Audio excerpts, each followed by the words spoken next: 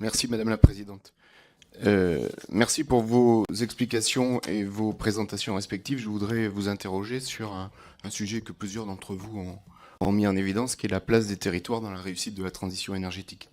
Vos propos ont mis en évidence également deux échelles qui sont à l'extrémité l'une de l'autre.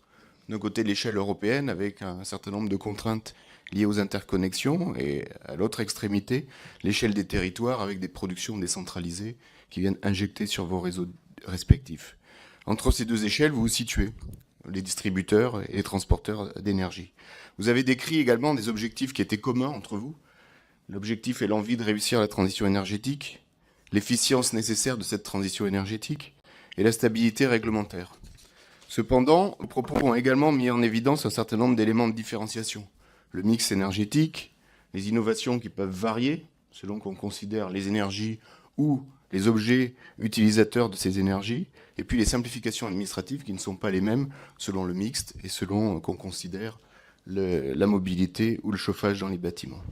Alors, considérant ces différences que vous avez mises en avant, comment voyez-vous la coordination absolument indispensable à mettre en place au niveau des territoires et que vous appelez de vos voeux pour qu'elle puisse se réaliser, coordination qui, de surcroît, vient se heurter à des dispositifs, à un millefeuille de dispositifs qui complexifient la mise en place de la transition énergétique dans les objectifs que se fixent les uns et les autres avec une volonté politique sur chacun de leurs territoires. Je pense aux SRADET, aux PCAET, aux différents schémas qui pourtant devraient dialoguer entre eux.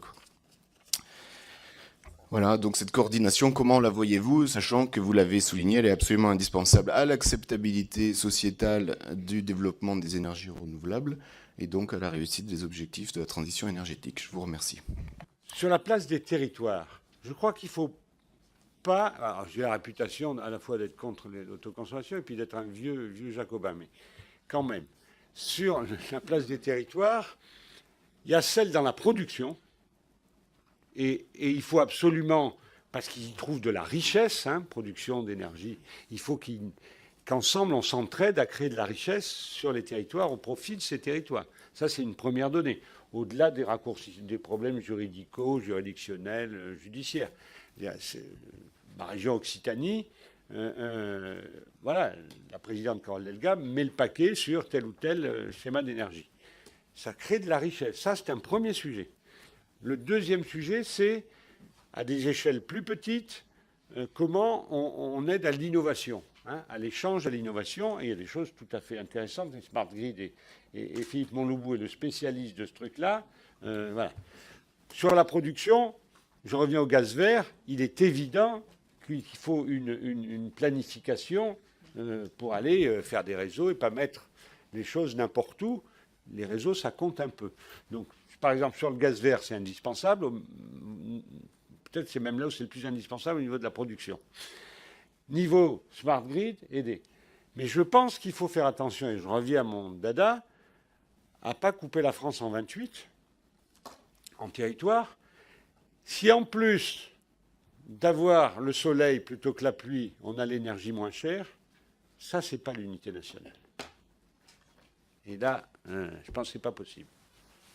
Sur l'acceptabilité, dont j'ai dit tout à l'heure quel était le frein majeur, on ne fera rien sans l'appétence des territoires, sans la contribution des élus locaux, sans la compréhension des populations. Même si c'est long, même si ça coûte parfois cher, nous, vous savez, 4,6 milliards de chiffre d'affaires, on verse presque 600 millions d'impôts locaux. Mais je ne suis pas demandeur qu'on en verse moins, parce que c'est un dialogue aussi, la fiscalité. On parlait du FACÉ tout à l'heure, cher Philippe.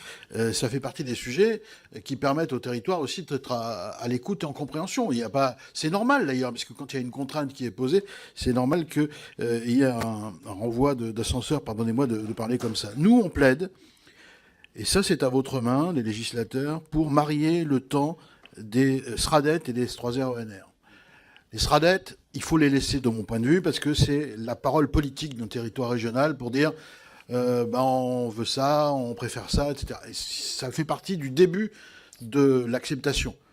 Mais si dans le même temps, le technicien que nous sommes en lien avec les distributeurs est capable de dire aux élus politiques, voilà les éléments techniques qui permettent d'accélérer la vie à tel endroit et à tel autre, c'est plus facile, ça rationalise le débat, ça évite de partir dans des chimères où après on découvre que, ah ben là on a défini une zone, mais elle sera accordable que dans 10 ans. Du coup, on s'est, pardonnez-moi, empaillé pour rien. Donc la concomitance des deux, à mon avis, vous pourriez l'imposer de façon à ce que justement on rationalise le débat. Encore une fois, c'est pas pour éliminer l'un ni l'autre. Les deux sont utiles, voire indispensables. C'est une proposition. Nous faisons d'ailleurs en sorte de booster les schémas de raccordement, puisque on était quasiment arrivé au taquet pour les possibilités de raccordement dans les S3R et NR existants, et sous la vigilance du régulateur, on le fait, on met quelques nœuds, ou plutôt on dénoue des parties du réseau pour faciliter un accueil beaucoup plus important dans le même schéma. Bon, mais il y a un moment, on va quand même arriver à saturation, il faudra faire le schéma d'après quand même. Mais on est très vigilant, c'est ce que vous disiez, comment est-ce qu'on est facilitateur, on s'y prend comme ça. Sur les territoires, je l'ai évoqué, je pense qu'il nous faut, là encore, capitaliser sur ce qu'on sait faire pour demain développer à la fois la valeur industrielle et les réactivités nécessaires pour s'adapter à la réalité d'enjeux qui sont de plus en plus locaux. On a parlé de schéma directeur, Pascal Sokolov l'évoquait, on a parlé d'engagement sur la durée, donc de compréhension mutuelle beaucoup plus fine. On sait le faire en France.